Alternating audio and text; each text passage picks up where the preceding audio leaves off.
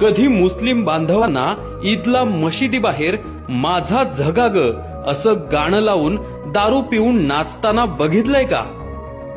कधी ख्रिश्चनांना येशूंच्या समोर शांताबाईचं गाणं लावून मावा खाऊन नाचताना बघितलंय का?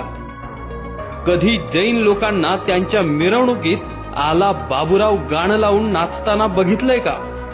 हे सगळे समाज आपापल्या देवांचा मान सन्मान इमाने इतबार ठेवतात, कारण त्यांना त्यांचा धर्म, त्यांची संस्कृती टिकवायची आहे. मग आमच्या हिंदू धर्माच्या देवांपुढेच डॉल्बी साऊंड आणि दारू पिऊन अश्लील गाणी लावून नंगानाच का? हा कलंक हिंदू सणांनाच का लागला आहे, की आपणच लावला आहे? डॉल्बीवर अश्लील गाणी लावून आपणच आपल्या देवांचा, हिंदू संस्कृतीचा अपमानच करतो आहे. आपले सण हे उत्साहात आणि मोठ्या प्रमाणातच साजरे झाले पाहिजे, पण पारंपरिक वाद्यांचा दणदणाट, ढोल ताशांचा गजर, सनईचे सूर, पारंपरिक पोशाखांचा रुबाब आणि फेट्यांची शान आपल्या प्रत्येक हिंदूच्या सणात दिसलीच पाहिजे, तरच आपली हिंदू संस्कृती टिकेल. बघा, आपण स्वतः विचार करा आणि इतरांनाही विचार करायला लावा.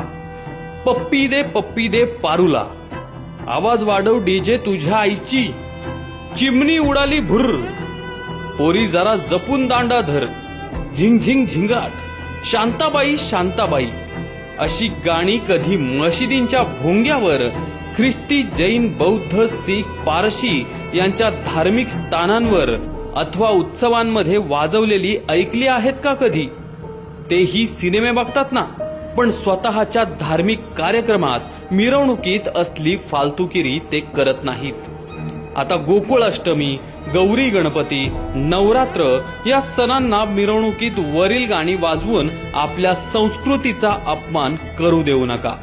आणि असली फालतुगिरी तुमच्या समोर करत असेल तर करून देऊ नका, त्यांना तात्काळ विरोध करा. आपण गणपतीची वर्गणी मागणाऱ्या सर्वांना आवर्जून हे सांगू की या वेळपासून गणेश मंडळाच्या मंडपातून लाऊडस्पीकरच्या वर कोणतीही चित्रपट गाणी वाजवायची नाहीत. फक्त धार्मिक श्लोक, मंत्रपठण, देश अभिमान जागृत करणारी गाणी यासारखेच प्रसारित करा, तरच वर्गणी देऊ.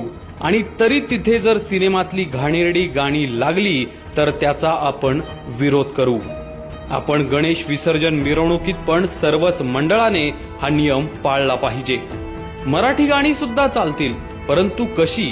तर लता दीदी, आशाताई, उषा मंगेशकर, हृदयनाथ मंगेशकर, सुरेश वाडकर, अरुण दाते, सुधीर फडके, अजित कडकडे, सच्चिदानंद आप्पा यांच्यासारख्या मातब्बर गायकांनी गायलेली भक्तिगीते, भावगीते सार्वजनिक उत्सवात लावली तर काही हरकत नाही, पण धांगडधिंगा नको. हे आवर्जून आपण सर्वांनी आपल्या सुद्धा मनावर आपणच बिंबवलं पाहिजे. बघा, विचार करा.